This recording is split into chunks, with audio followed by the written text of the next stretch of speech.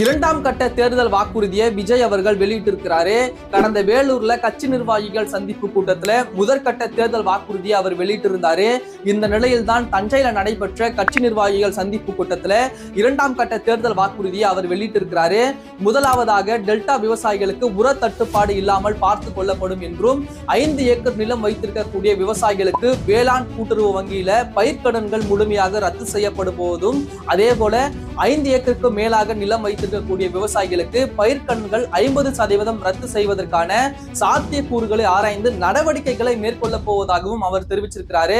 அதே போல 2 ஏக்கர் நிலம் வைத்திருப்பவர்கள் மற்றும் நிலம் அற்றவர்கள் குடும்பத்துல மத்திய மாநில அரசு ஊழியர்கள் இல்லாத இருக்கும் பட்சத்துல அவருடைய குழந்தைகள் படிப்பு செலவு மற்றும் மருத்துவ செலவு அரசாங்கமே ஏற்கும் என்று ஒரு உத்தரவும் தருவதாக அவர் பேசியிருக்கிறாரு. அதே போன்று 500 ரேஷன் கார்டுகளுக்கு ஒரு விகிதம் ஒரு ரேஷன் கடையும், பெண் விற்பனையாளர்களுக்கு பெண் எடையாளரும், ஆண் விற்பனையாளர்களுக்கு ஆண் எடையாளரும் என்று கடைபிடிக்க போவதாகவும் தெரிவிக்கப்பட்டிருக்கிறது.